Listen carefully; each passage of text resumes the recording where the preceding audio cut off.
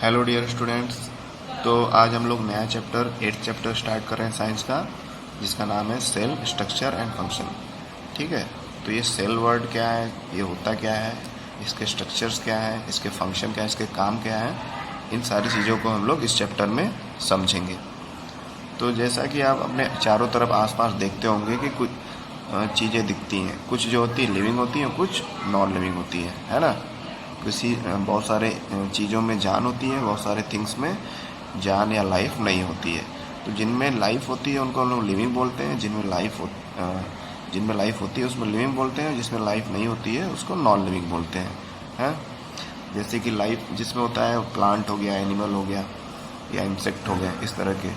और non living में क्या आएगा, जिसमें कोई भी लाइफ नहीं है, जैसे वाटर, एयर या स्टोन, सॉयल, इस तरह की चीज़ें जिसमें लाइफ ना हो, चेयर हो गया। तो दो तरह के ऑब्जेक्ट्स हम लोग दे सकते हैं उनमें लाइफ के बेसिस पे कि लाइफ है या नहीं है तो उनको लिविंग कैटेगरी में रखेंगे या लिविंग एज ए कैटेगराइज करेंगे, और अगर उनमें लाइफ नहीं है तो नॉन लिविंग कैटेगराइज कर देंगे। फिर तो हम लोग इस चैप्टर में इसी के बारे में पढ़ेंगे कि हमारे बॉडी में जो बहुत सारे फंक्शन होते हैं वो किस तरह परफॉर्म होते हैं, उनके पीछे क्या है। तो ये सारी चीज़ों को हम लोग पढ़ेंगे। Can you list this functions, हमारे बॉडी में जो फंक्शंस होते हैं क्या आप उसका लिस्ट बना सकते हैं। बिल्कुल, आप पिछले क्लासेस में थोड़ा बहुत पढ़े होंगे ब्रीफली कि हमारे बॉडी के बहुत सारे ऑर्गन होते हैं, ऑर्गन अलग अलग तरह के फंक्शन करते हैं। तो उन सब फंक्शन को आप लिस्ट आउट कर सकते हैं कि कौन सा बॉडी का ऑर्गन क्या फंक्शन करता है ना। तो हम लोग यहाँ पर क्या पढ़ने वाले हैं कि हमारे बॉडी में बहुत सारे ऑर्गन हैं, उनके बहुत सारे वर्क हैं।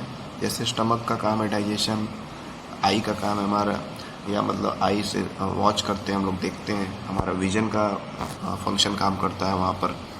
ईयर का फंक्शन है हियरिंग का, बैलेंसिंग का, बॉडी को बैलेंस करता है और क्या करता है साथ में हमको हियरिंग में मदद करता है, सुनने में। इस तरह से बहुत सारे ऑर्गन है। हमारा ब्रेन सिस्टम हो गया, जो ब्रेन हो गया वो हमारे पूरे जो जितने भी थिंकिंग हमारे स्किल हैं या जो भी हम लोग सोचते हैं समझते हैं वो सारे चीज़ों को कंट्रोल करता है। इस तरह से बहुत सारे बॉडी ऑर्गन हो गए हैं जो अलग अलग फंक्शन करते हैं। अब वो ऑर्गन किस चीज़ से मिलकर बने हैं, किस छोटे छोटे यूनिट से, उस स्ट्रक्चरल यूनिट के बारे में हम लोग पढ़ेंगे, जिसको कि सेल बोला जाता है ना। The cell may be compare to brick assembled to make building. Similarly, cells are assembled to make the body of army. जैसे कि एक बिल्डिंग होती है, बिल्डिंग में दीवारें होती हैं बहुत सारी दीवारों और रूम से मिलकर के एक बिल्डिंग बना होता है, और उस दीवारों में क्या होती हैं, ईंटें। तो जिस तरह से एक बड़ी सी बिल्डिंग में छोटी छोटी ईंटें और लाखों करोड़ों ईंटें, हजारों ईंटें मिलकर के रूम या बिल्डिंग बनती है, उसी तरह से हमारा जो बॉडी है, जो बॉडी में ऑर्गन है या पूरा बॉडी है, वो भी छोटे छोटे इसी ईंटों की तरह कुछ स्ट्रक्चर होते हैं छोटे छोटे, जिनसे मिलकर के बना होता है, जिसको कि हम लोग सेल बोलते हैं। ठीक ना। तो इसलिए सेल को फंडामेंटल स्ट्रक्चरल यूनिट बोला जाता है। यानी किसी भी बॉडी का, लिविंग ऑर्गेनिज्म के बॉडी का जो बेसिक स्ट्रक्चर जो है किससे तैयार होता है, सेल से। जिस तरह से बिल्डिंग बनाने के लिए बिना ईंट की बिल्डिंग नहीं बन पाएगी, उसी तरह से एक बिना सेल के ह्यूमन बॉडी या लिविंग बॉडी नहीं बन पाएगा। तो बहुत सारे लाखों करोड़ों सेल से मिलकर के ह्यूमन बॉडी, मतलब कोई भी लिविंग बॉडी बनता है। जिस तरह के एक रूम बनता है बहुत सारे ईंटों से मिलकर के, तो उस तरह से हम लोग कंपेयर करें तो काफ़ी इम्पॉर्टेंट ये यूनिट है सेल। तो इसी के बारे में हम लोग पढ़ रहे हैं। आगे इसके बारे में समझते हैं किस तरह से सेल का डिस्कवरी हुआ। ये सेल जो है, जो सबसे छोटा यूनिट है, काफ़ी सूक्ष्म होता है, बहुत छोटा होता है आकार में। तो फिर ये खोजा कैसे गया, रॉबर्ट हुक जो एक साइंटिस्ट थे ब्रिटेन के, ये ब्रिटिश साइंटिस्ट थे, अंग्रेज थे यानी इंग्लैंड के थे। तो 1665 में उन्होंने कॉर्क का स्लाइस लिया। कॉर्क मतलब कुछ स्पेशल टाइप की लकड़ियाँ होती हैं, लकड़ियों का जो छिलका होता है बाहर का, बार्क जिसको बोलते हैं, उससे बना होता है कॉर्क। तो कॉर्क को काटा उन्होंने, बहुत पतला महीन स्लाइस काटा, बहुत महीन उसका एकदम लेयर काटा। तो उस लेयर को फिर अपना उन्होंने खुद ही माइक्रोस्कोप बनाया था मैग्नीफाइंग डिवाइस से। ठीक ना। मैग्नीफाइंग डिवाइस का मतलब है कि वही जो आप लोग टीवी चैनल में देखते होंगे, जासूस यूज करते हैं मैग्नीफाइंग ग्लास, तो उसी को यूज किया उन्होंने इसको देखने के लिए कि आखिर इस स्लाइस में क्या दिखता है। तो जब कॉर्क का जो लकड़ी उन्होंने काटा था बहुत ही महीन, तो उसको जब मैग्नीफाइंग ग्लास के नीचे देखा तो उनको बड़ा आश्चर्य हुआ। उन्होंने देखा कि इस स्लाइस में काफ़ी सारे छोटे छोटे कंपार्टमेंट्स दिख रहे हैं, है ना, छोटे छोटे कंपार्टमेंट या बॉक्सेस दिख रहे हैं, जिसको सेल भी बोला जाता है। सेल को मतलब बॉक्सेस को सेल भी बोल सकते हैं। सेल मतलब छोटा कमरा, जैसे जेल का रूम होता है उसको सेल बोलते हैं, उसी तरह छोटे बॉक्सेस या छोटे रूम को सेल भी बोल सकते हैं। तो कंपार्टमेंट, तो उन्होंने जब उस पतले से स्लाइस को कॉर के देखा तो उनको कुछ इस तरह का स्ट्रक्चर दिखा। बहुत छोटे छोटे बॉक्सेस आप देख रहे होंगे, इस तरह के बॉक्सेस उन्होंने उस लकड़ी के पतले महीन छिलके में देखा, ठीक है ना। Of cells as observe by Robert Hooke, ये रॉबर्ट हुक ने देखा था, उसी का प्रिंटेड पिक्चर है जो उन्होंने 1665 में देखा था कि ये कुछ छोटे छोटे बॉक्स जैसे स्ट्रक्चर दिख रहे हैं, बहुत ही छोटे हैं और लकड़ी के ये महीन जो स्लाइस है, पतला सा छिलका काटा गया है, उसमें दिख रहे हैं। These boxes appeared like a Honey comb, जैसे कि हनी कॉम्ब होता है, मधुमक्खी का छत्ता होता है, तो उसमें छोटे छोटे बॉक्सेस होते हैं जिसमें हनी भी रहती है, अपने शहद को इकट्ठा करती है, उसी जैसा ये हनी कॉम्ब, मधुमक्खी के छत्ते जैसा ये बॉक्सेस दिख रहा था। उन्होंने जब देखा था तो उनको ऐसा लगा। He also noticed that the one box was separated from other by a wall or partition, और उन्होंने ये भी ध्यान दिया कि इसमें जो बॉक्सेस हैं ये एक बॉक्स दूसरे बॉक्स से, एक वॉल से, एक दीवार से अलग है, ये नहीं कि सारे बॉक्सेस मिक्स हैं। जब सारे मिक्स रहेंगे तो उनको बॉक्सेस तो बोलेंगे नहीं, है ना। तो उन्होंने क्लियरली ऑब्जर्व किया, देखा कि एक एक जो छोटा छोटा बॉक्स जैसा स्ट्रक्चर दिख रहा है वो एक वॉल से, एक दीवार से घिरा हुआ है, दूसरे से, ऐसे ही सारे सैकड़ों हजारों बॉक्सेस छोटे छोटे उसमें दिख रहे हैं। Hooke coined the term cell for each box, तो हुक ने उसको एक टर्म दे दिया सेल। एक्चुअली में उन्होंने टर्म दिया था सेलुली, है ना, सेलुली टर्म जो दिया था उसका मतलब है कि छोटा सेल, छोटा रूम या छोटा कमरा या छोटा बॉक्स।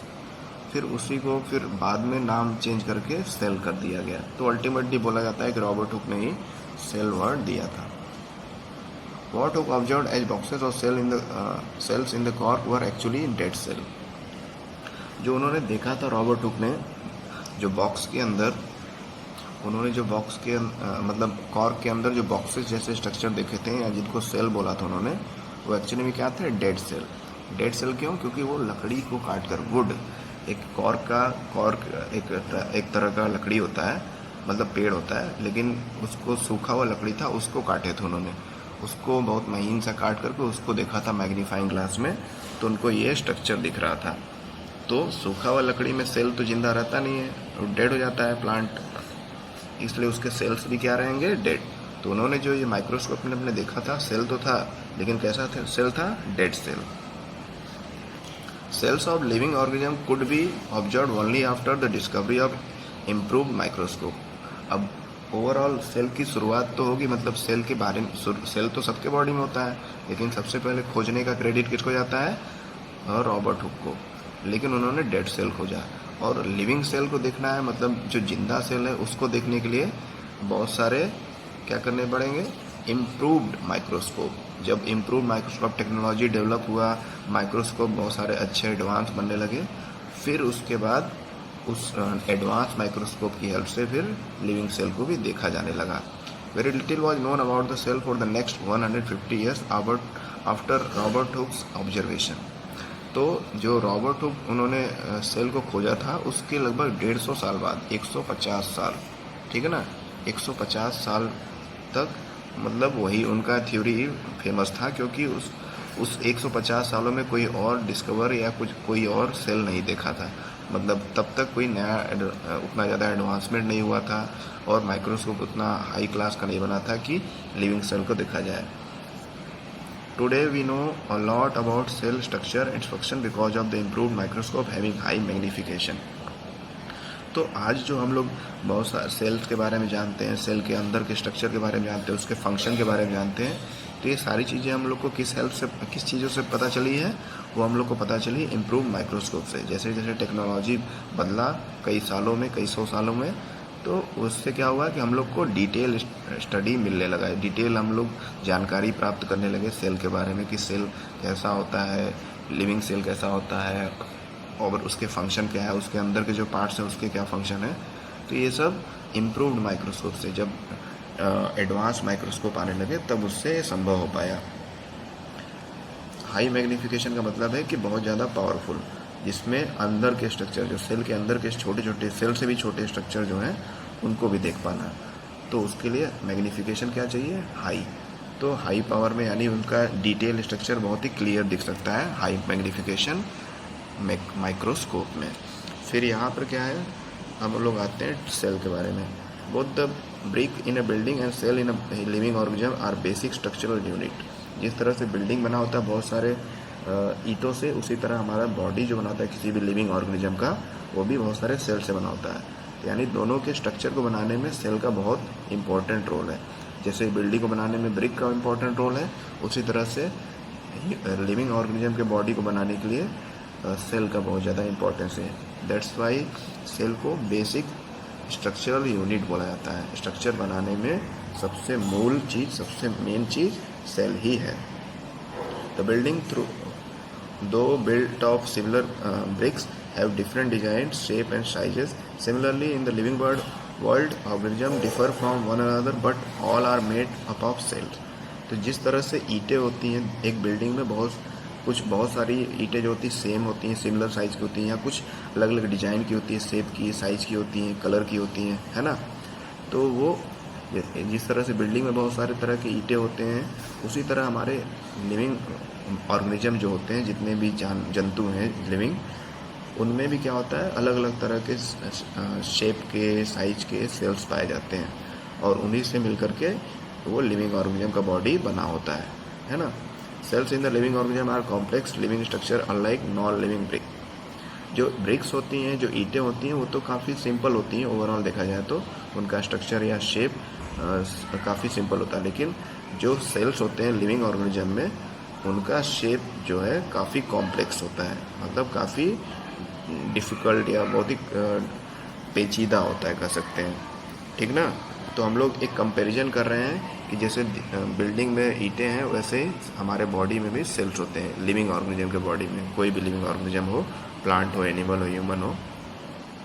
तो सारे कंपैरिजन सिमिलर तो नहीं है, लेकिन काफ़ी हद तक हम लोग कंपेयर कर सकते हैं ईंटों से सेल्स को। जैसे यहाँ पे दिया है, देखिए यहाँ पे क्या दिया है, एक दीवार दी है जिसमें बहुत सारे ईंटें एक ही साइज के लगे हुए हैं, एक क्रम से सही से उसको सीमेंटेड किया गया तो दीवार बन गई है। उसी तरह से ओनियन पील, यानी प्याज के छिलके को, प्याज का जो अंदर का छिलका होता है, मतलब एक उसका परत निकालेंगे, फिर उसके अंदर से परत के नीचे से भी एक महीन सा छिलका आएगा, बहुत ही एकदम झिल्लीदार, उसको पील बोलते हैं, ओनियन पील। तो उसको अगर माइक्रोस्कोप में देखेंगे हम लोग, हाई पावर के माइक्रोस्कोप में, जिसको कंपाउंड माइक्रोस्कोप बोलते हैं, तो उसमें हमको क्या दिखेगा, इस तरह का स्ट्रक्चर दिखेगा। ये सारे जो स्ट्रक्चर क्या है, सेल्स हैं, ओनियन के, यानी प्लांट सेल हैं ये, इसी तरह से पाए जाते हैं। जैसे दीवार में ईंटें लगी हैं, उसी से हम लोग कंपेयर कर सकते हैं कि ये भी कुछ उसी तरह का दिखता है, जैसे दीवार में ईंटें लगी हैं उसी तरह का ये सेल्स दिख रहा है ओनियन के अंदर, है ना। तो काफ़ी सारी सिमिलरिटी हम लोग कंपेयर कर सकते हैं। हालांकि ईंटें तो नॉन लिविंग होती हैं, और जो ओनियन या सेल्स होते हैं वो तो लिविंग होते हैं, और केवल लिविंग ऑर्गेनिज्म में पाए जाते हैं। लेकिन अगर स्ट्रक्चर के बारे में देखा जाए, उनके रोल के बारे में कि उनका रोल क्या है, तो रोल के हिसाब से तो ये दोनों ही बहुत ही ज़्यादा इम्पॉर्टेंट है। जिस तरह से बिना ईंट के कोई दीवार, रूम, घर, कमरा कुछ नहीं बन सकता, उसी तरह से बिना सेल्स के लिविंग ऑर्गेनिज्म नहीं बन सकता। सेल ही नहीं रहेगा तो लिविंग ऑर्गेनिज्म होने का तो अस्तित्व ही नहीं रहेगा, तो वो समझाया जा रहा है।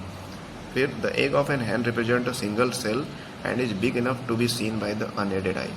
जो मुर्गी का अंडा होता है एक सिंगल सेल होता है, एक सेल होता है, और it is big enough to be seen by the unaided eye. और मुर्गी के अंडे को देखने के लिए कोई किसी माइक्रोस्कोप या किसी चीज़ की ज़रूरत तो नहीं होती, आसानी से उसको देख सकते हैं बिना चश्मा लगाए या बिना कोई माइक्रोस्कोप का यूज किए हुए। Organisms show variety in cell number, shape and size. जो ऑर्गेनिजम्स होते हैं उनमें क्या होते हैं, बहुत सारे प्रकार के, वैरायटी मतलब बहुत सारे प्रकार के सेल्स की संख्या पाई जाती है। ये ज़रूरी नहीं कि सारे जो ऑर्गेनिज्म हैं तो उनमें एक ही नंबर, मतलब सब में 1 करोड़ या 100 ही सेल हैं या 500 सेल है, ऐसा निश्चित संख्या नहीं है, सब में अलग अलग संख्या होती है। ये डिपेंड करता है कि उस ऑर्गेनिज्म का साइज़ क्या है और कितना उसका वेट है, और बहुत सारी चीज़ें फैक्टर करती हैं। इसलिए सभी ऑर्गेनिज्म में जो सेल का संख्या है सेम नहीं होता है, वैरायटी होती है, डिफरेंस होता है, और उसका शेप साइज भी अलग होता है, सब एक जैसे नहीं होते हैं। इसलिए जो सेल होते हैं लिविंग ऑर्गेनिज्म में वो काफ़ी कॉम्प्लेक्स होते हैं, वो ईटो जैसे इतने सिमिलर नहीं होते हैं। तो देखते हैं, तो जैसा इसमें बताया गया कि how do scientist observe and study the living cell. Scientist किस तरह से सेल को ऑब्जर्व करते हैं, देखते हैं, उसको स्टडी करते हैं। तो क्या करते हैं, माइक्रोस्कोप का यूज करते हैं, जिससे माइक्रोस्कोप से क्या होता है, कोई भी बहुत छोटी सूक्ष्म चीज़ काफ़ी बड़ी दिखती है, मैग्नीफाई हो जाती है। मैग्नीफाई का मतलब, मैग्नीफिकेशन का मतलब किसी चीज़ को बहुत बड़ा करके क्लियर देखना। और उसके बाद उसमें स्टेनिंग की जाती है। स्टेन मतलब कोई डाई, यानी कलरफुल केमिकल, जिसका यूज करके सेल के अलग अलग पार्ट्स को कलर कर दिया जाता है, जिससे वो क्लियरली दिख पाए माइक्रोस्कोप में और उसका डिटेल स्ट्रक्चर हम लोग समझ पाएँ, स्टडी कर पाएँ। There are million of living organism. इस धरती पर लाखों लिविंग ऑर्गेनिज्म है, अलग अलग प्रकार के पेड़ पौधे और animals. There are different shape and size, they are of different shape and size. और हर एक लिविंग ऑर्गेनिज्म का बॉडी जो है अलग अलग शेप साइज का है। Their organ are also vary in shape size and number of cell. और उनके जो बॉडी के ऑर्गन हैं अलग अलग ऑर्गेनिज्म के, वो भी काफ़ी डिफरेंट है। उनके ऑर्गन का शेप, साइज और उनके बॉडी में जो सेल की संख्या है वो भी काफ़ी अलग अलग है, सेम नहीं है ना। जैसे दो इंसान होते हैं, तो दो इंसान है तो दोनों में नंबर ऑफ सेल क्या होगा, इक्वल होगा, नहीं होगा। तो कहीं भी नंबर ऑफ सेल सिमिलर नहीं होते हैं। नंबर ऑफ सेल के बारे में आप पढ़ लेते हैं। Can you guess the number of cell in a tall tree और in a huge animal like elephant. क्या आप गेस कर सकते हैं कि कितने सेल हो सकते हैं एक बड़े से लंबे से ट्री में, या फिर एक बहुत बड़े एनिमल में जैसे कि एलिफेंट हो गया। क्या आप सोच सकते हैं? The number run into billion and trillion.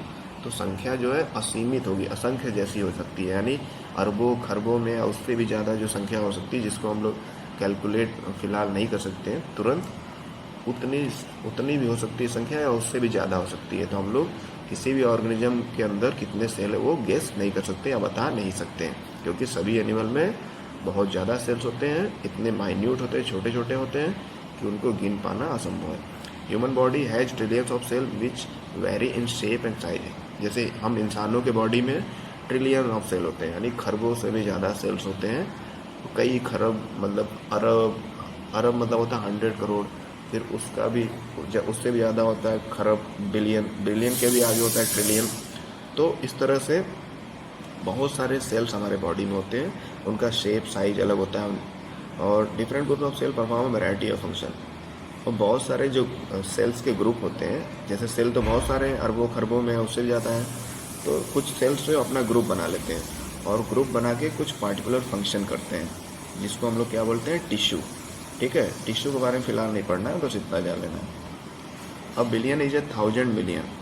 Billion का मतलब होता है कि 1000 लाख, 1000 10 लाख, यानी 10 लाख जो है, 10 लाख कोई भी संख्या है उसका 1000 गुना अगर करेंगे तो 1 बिलियन होगा। और ट्रिलियन जो है 1 बिलियन का 1000 गुना है। तो बहुत बड़ी संख्या ये सब है, आप मतलब इमेजिन भी नहीं कर सकते हैं। Organism made of more than one cell are called multicellular. ऐसे ऑर्गेनिज्म जिनका बॉडी जो है कई सारे सेल से मिलकर बना है, एक से ज़्यादा सेल से मिलकर बना है, तो उनको हम लोग मल्टी सेलुलर ऑर्गेनिज्म बोलते हैं। ठीक है, मल्टी मतलब मैनी और सेलुलर मतलब सेल, यानी एक से ज़्यादा सेल से अगर उसका पूरा बॉडी बना है तो उसको क्या बोलेंगे, मल्टी सेलुलर ऑर्गेनिज्म। जैसे हम लोग ह्यूमन हैं, एनिमल हैं, प्लांट, ट्री, ये सब जो बड़े बड़े एनिमल जितने भी दिखते हैं या इंसेक्ट है, वो सब मल्टी सेलुलर है, क्योंकि उनका पूरा बॉडी जो है एक सेल से नहीं, कई सारे सेल से मिलकर के बना हुआ है। The number of cell being less in smaller organism does not in the number of cells being less in smaller organism does not in any way affect the functioning of organism।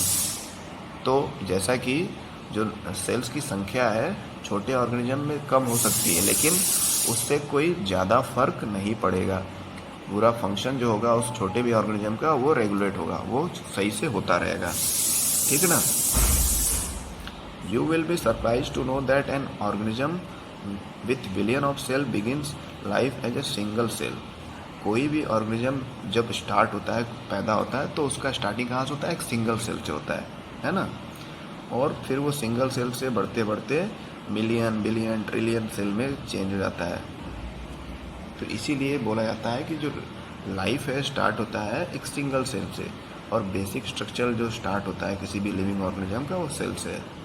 ठीक। Which is fertilize egg. जैसे एक छोटा cell होता है, वो fertilise होता है तो फिर उससे डबल सेल बनता है। फिर ऐसे 100, 1000, लाख, 10 लाख यानी मिलियन हो गया, फिर मिलियन से ट्रिलियन, फिर बिलियन, मिलियन से बिलियन, फिर ट्रिलियन एंड सो ऑन। इस तरह से एक सिंगल सेल बढ़ते बढ़ते काफ़ी संख्या में बढ़ जाता है। और इस तरह से जो जिनका बॉडी बना रहता है इस तरह से ऐसे ऑर्गेनिज्म को हम लोग क्या बोलते हैं? ऐसे ऑर्गेनिज्म को हम लोग मल्टी सेलुलर ऑर्गेनिज्म बोलते हैं, जिसमें बहुत सारे सेल हो, एक से ज़्यादा कितने भी सेल हो, 2 हो, 4 हो, 6 हो या अरबों खरबों हो। The fertilize egg cell multiplies and their number of cells increase and development proceed. तो यानी कि वही एग जो होता है, एग सेल, वो मल्टीप्लाई करता है लगातार और अपनी संख्या बढ़ाते रहता है। इस तरह से डेवलपमेंट उस ऑर्गेनिज्म का होता रहता है। तो ये हो गया मल्टी सेलुलर ऑर्गेनिज्म का। फिर आता है मल्टी सेलुलर ऑर्गेनिज्म। ये देखिए आप, यहाँ पर पिक्चर दिया हुआ है। ए वाला जो है अमीबा का है पिक्चर, इर्रेगुलर शेप, यानी इसका शेप फिक्स नहीं होता, टेढ़ा मेढ़ा होता है। और दूसरा क्या है?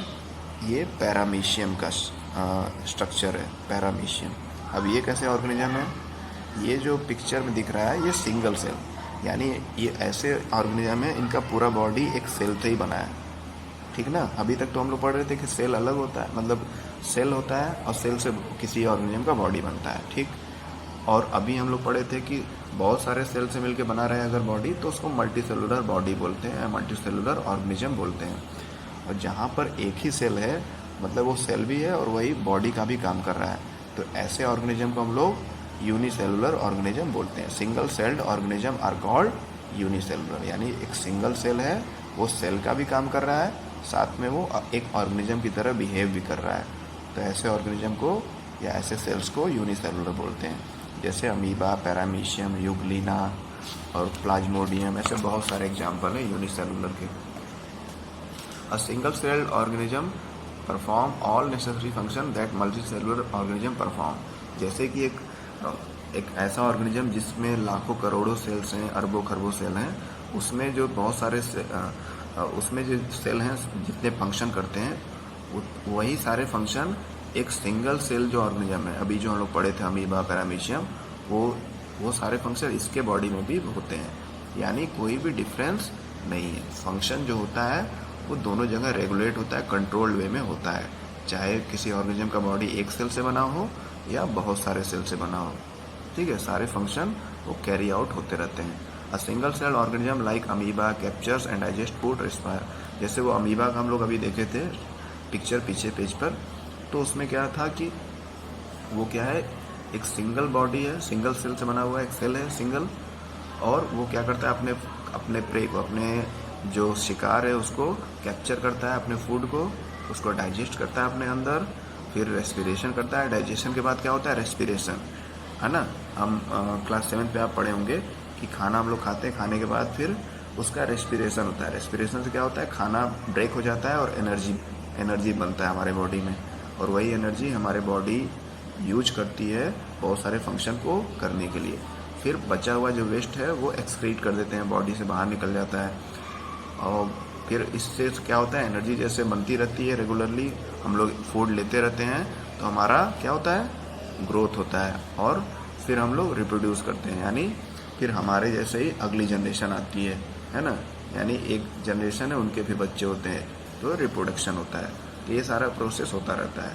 तो ये हम लोग देख रहे हैं कि एक बड़े ऑर्गेनिज्म में जो सारी ये प्रक्रिया होती हैं, प्रोसेस होते हैं, वो एक सेल में भी हो रहा है, अमीबा में।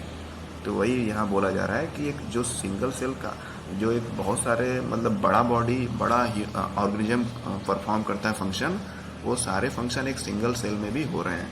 तो दोनों जगह पे ये कॉमन चीज़ पाया जा रहा है। फिर similar function in multicellular organism are carried out by group of specialized cell forming different tissues.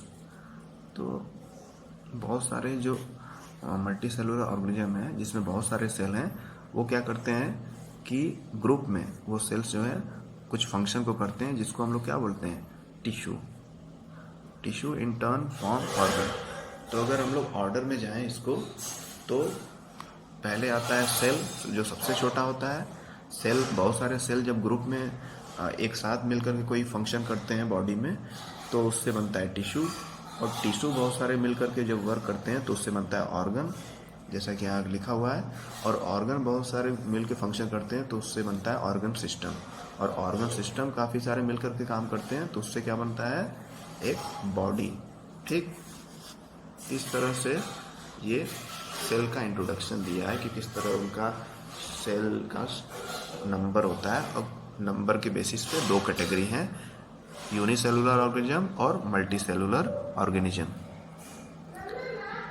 अब यहाँ पे क्या दिया है, एक्टिविटी देखते हैं। द टीचर में show a permanent slide of amoeba and paramecium under microscope. Teacher जैसे हैं, जैसे मैं पढ़ा रहा हूँ, फिलहाल तो अभी परमानेंट स्लाइड हम नहीं दिखा पाएंगे क्योंकि स्कूल नहीं जाना है। तो परमानेंट स्लाइड क्या होता है, कंपनियां बनाती हैं जिसमें ये जो छोटे छोटे सिंगल सेल के ऑर्गेनिज्म है बहुत ही छोटे हैं, इनको हम लोग आंखों से मतलब ऐसे नॉर्मली नहीं देख पाते हैं। हाई पावर के माइक्रोस्कोप में बहुत छोटा सा इनका क्लियर इमेज दिख पाता है, वैसे तो हम लोग नहीं देख पाएंगे। तो इनके स्लाइड्स बने होते हैं, तो उन स्लाइड को हम लोग माइक्रोस्कोप पे लगाकर इनको देख सकते हैं, इनके बारे में स्टडी कर सकते हैं, जैसे अमीबा, पैरामीशियम। अल्टरनेटिवली तो ये सारे टीचर ये फंक्शन करेगा, आपको समझाएगा स्लाइड दिखा के, तो आपको सारी चीज़ें क्लियर हो जाएंगी कि किस तरह के, कितने छोटे साइज के, कितने सिंगल सेल के ऑर्गेनिज्म होते हैं। Alternatively the teacher can collect pond water and show these organism by preparing the slide. या तो टीचर क्या करेगा, परमानेंट स्लाइड मार्केट से खरीद लेगा जहाँ पर मिलती हैं सारी बायोलॉजिकल या साइंटिफिक चीज़ें, या फिर दूसरा रास्ता है कि कोई भी आसपास के तालाब का पानी, पॉन्ड का पानी लाकर उसको स्लाइड पे रख करके दिखा सकता है टीचर कि उसमें देखिए बहुत सारे सिंगल सेल ऑर्गेनिज्म होते हैं या यूनिसेलुलर ऑर्गेनिज्म होते हैं।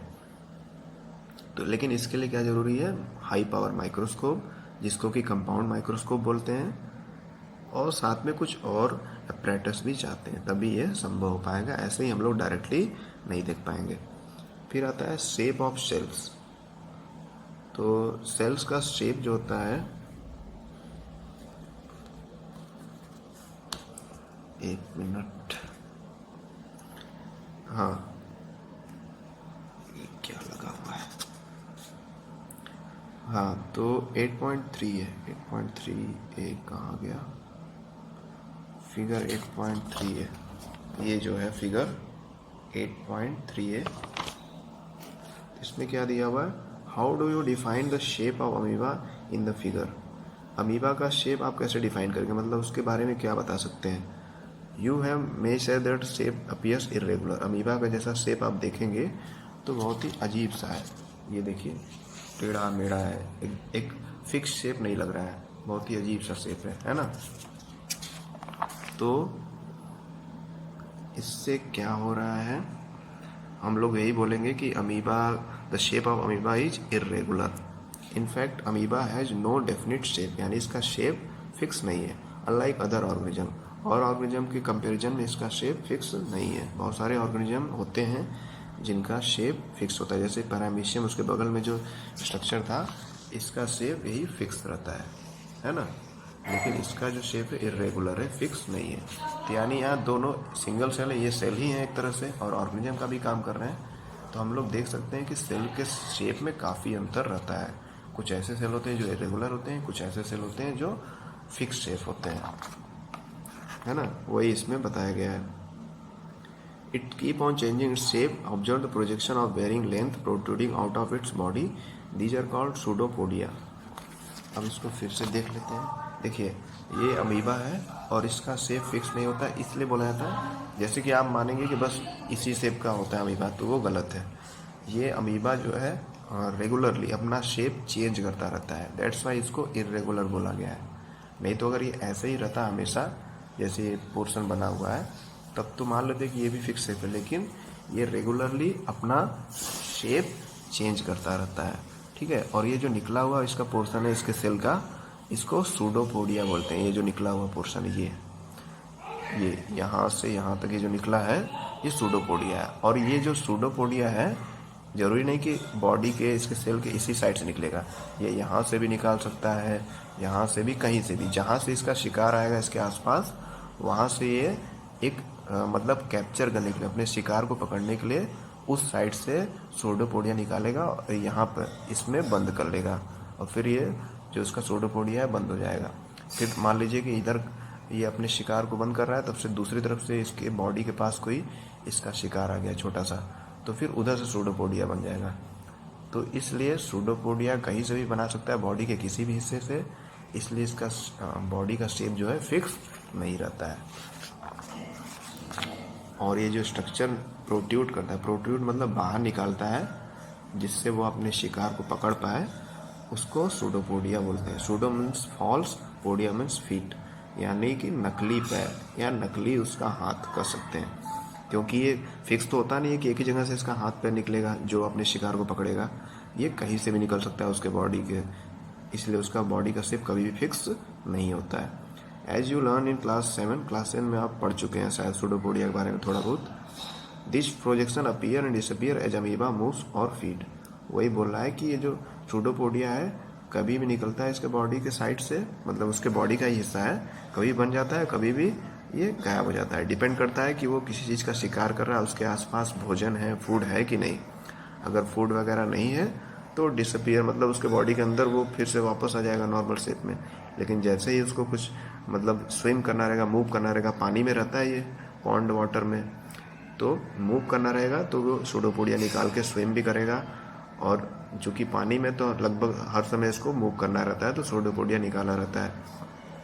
और कभी उसको शिकार आ गया, उसका प्रे आ गया, तो उसको खाने के लिए भी ये सूडोपोडिया का हेल्प लेगा। What advantage does amoeba derive by changing the shape. वही ये पहेली सोच रही है क्वेश्चन कि क्या फ़ायदा है ये जो अमीबा अपना शेप चेंज करता है। तो अमीबा को फ़ायदा यही है कि शेप चेंज करने से उसको डबल फ़ायदे अभी यहीं पर लिख दिया गया कि पहला तो वो स्विम करने में हेल्प करता है, जो उसका बॉडी है वो पानी में रहता है पॉन्ड वाटर में, तो उसको स्विम करेगा इजीली, तैर करके पानी में यहाँ से वहाँ जाएगा। और दूसरा ये शेप जब चेंज करता है तो मेन शेप किस लिए चेंज करता है, अपने फूड को कैप्चर करने के लिए। और शेप चेंज करते हुए क्या बन जाता है उसके बॉडी के बाहरी हिस्से में, सूडोपोडिया, जो खाने को या फूड को कैप्चर करने में हेल्प करता है।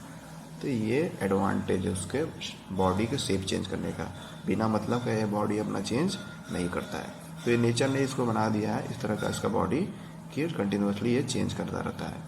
तो यानी अमीबा एक ऐसा सेल हो गया जो कंटिन्यूसली शेप चेंज हो रहा है, यानी इसका शेप फिक्स नहीं है। लेकिन बहुत सारे ऐसे भी सेल हैं जिनका शेप एंड साइज फिक्स होता है। Change in shape is due to the formation of pseudopodia which facilitate movement and help of capturing food. तो ये बूजो आंसर बता रहा है, जैसा मैंने अभी बताया कि अपना शेप क्यों चेंज करता है, ताकि सूडोपोडिया बना पाए, और सूडोपोडिया जब बन जाएगा तो इजीली वो मूव कर पाएगा, पानी में तैर पाएगा, साथ में अपने फूड को कैप्चर कर पाएगा, अपने शिकार को पकड़ पाएगा, ठीक ना।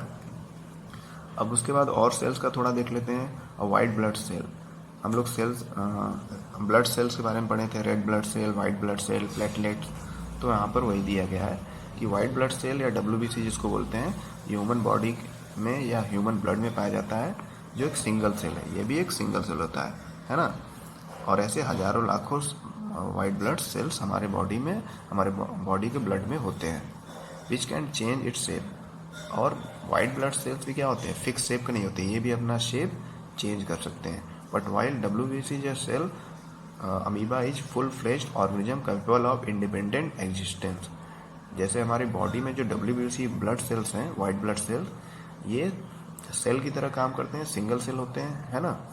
और जबकि ये अमीबा भी सिंगल सेल है, एक सेल है, लेकिन ये पूरे एक ऑर्गेनिज्म की तरह, एक जंतु की तरह पूरा बिहेव करता है और सारा फंक्शन करता है, ठीक है। तो ये अंतर है। What shape would you expect in organism with million of cells. अगर मान लीजिए किसी ऑर्गेनिज्म में मिलियंस 10 लाख या कई लाखों सेल्स हैं किसी ऑर्गेनिज्म के बॉडी में, यानी किसी ऑर्गेनिज्म का बॉडी कई लाखों सेल से बना है, तो आप उससे क्या एक्सपेक्ट करेंगे, उससे के बारे में क्या सोचेंगे। तो फिगर ABC दिया है, कहाँ दिया गया है, ये नीचे अभी देखते हैं। Show different cells such as blood, muscle, nerve of human. यहाँ पे देखिए 3 सेल बने हुए हैं, यहाँ पे देखिए, 1 मिनट, हाँ ये रेड ब्लड सेल है RBC, ये मसल सेल्स है, ये कौन सा मसल, कार्डियक मसल है क्या, स्पिंडल शेप मसल्स, हाँ ये स्पिंडल शेप मसल है, स्मूथ मसल्स है, इसको स्मूथ मसल बोलते हैं। और ये नर्व सेल है, यानी जो हमारे ब्रेन में सेल्स होती हैं वो उसको नर्व सेल या न्यूरॉन बोलते हैं। ये है ग्रीन वाला, रेड वाला रेड ब्लड सेल है, ये स्पिंडल शेप स्मूथ मसल्स हैं, स्मूथ मसल के सेल्स हैं मतलब।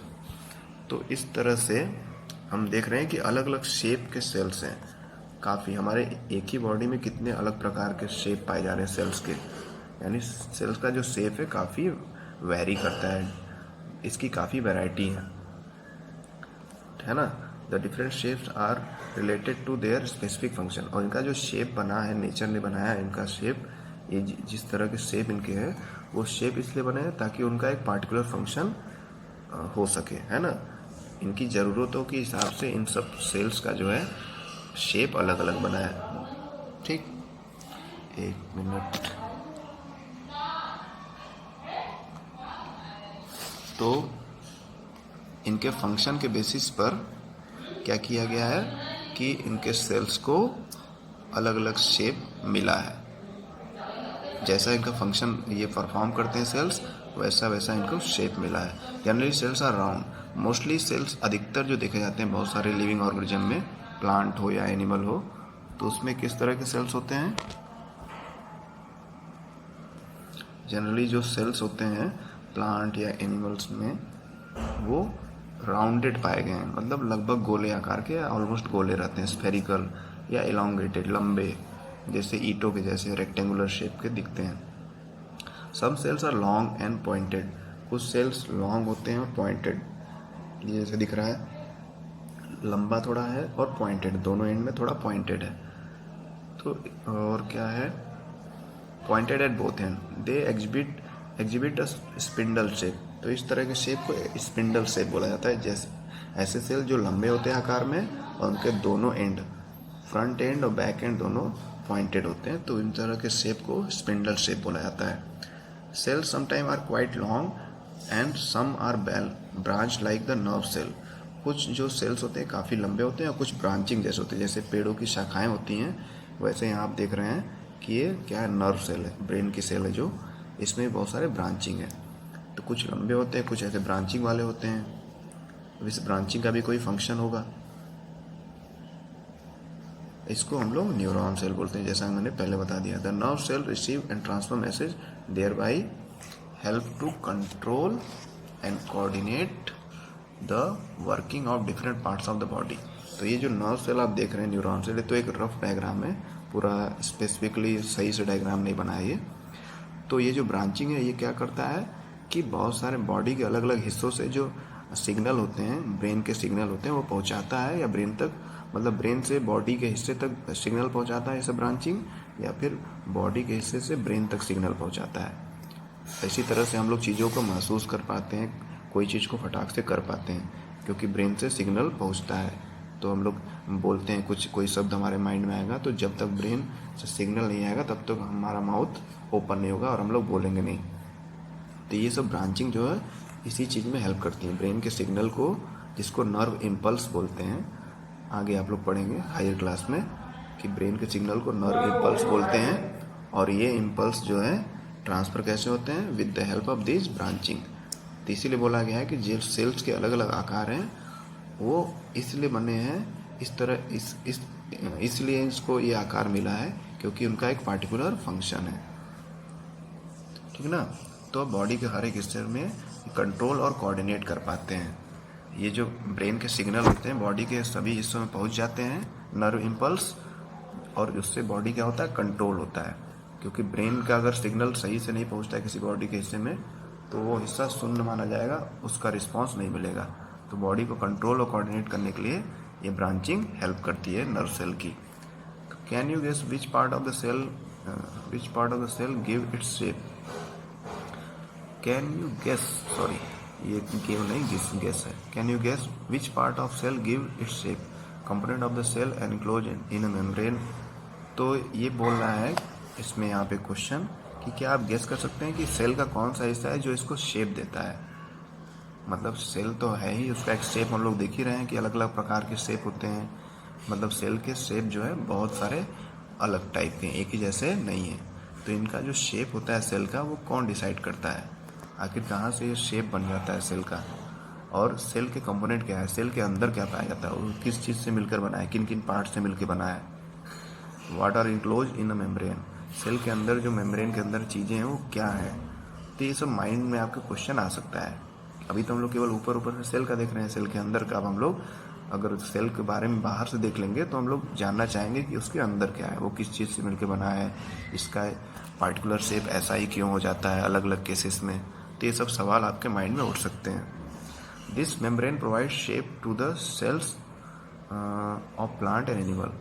तो सेल जो होता है, जैसे कि यहाँ पर आप देखेंगे ये रेड कलर में बाउंड्री दिख रहा है बाहरी, तो इसको जो सेल का आउटर मोस्ट बाउंड्री होता है, मतलब जो सबसे बाहरी किनारा या सरफेस होता है उसको मेम्ब्रेन बोलते हैं, ठीक ना। या आगे अभी हम लोग पढ़ेंगे तो उसको सेल मेम्ब्रेन बोलते हैं। क्या बोलते हैं, सेल मेम्ब्रेन या प्लाज्मा मेम्ब्रेन।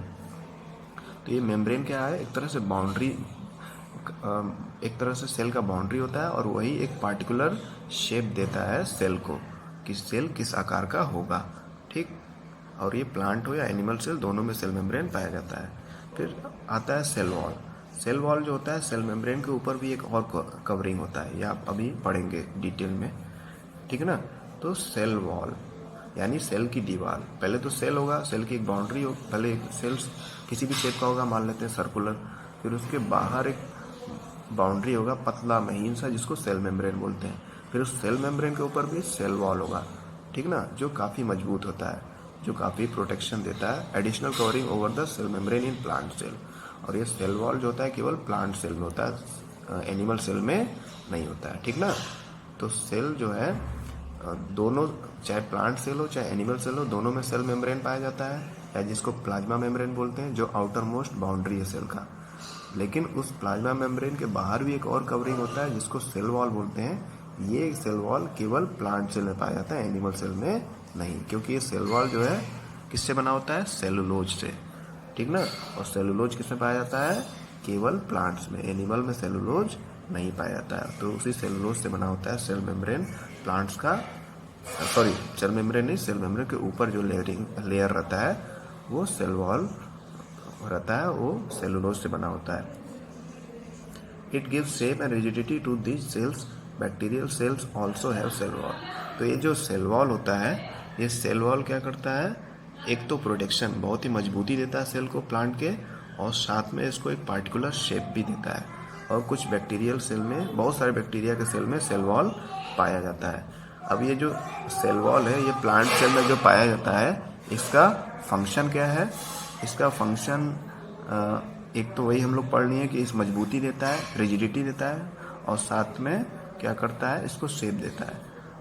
क्योंकि प्लांट सेल जैसे एनिमल है तो अपनी सुरक्षा के लिए उनके बॉडी पर हेयर होते हैं, या हम लोग इंसान है तो हम लोग कपड़े पहन सकते हैं, लेकिन प्लांट जो है हमेशा जैसा रहता है वैसे ओपन रहता है, उसको कोई कवरिंग हम लोग देते नहीं है, या वो कोई कपड़े तो पहनता नहीं है।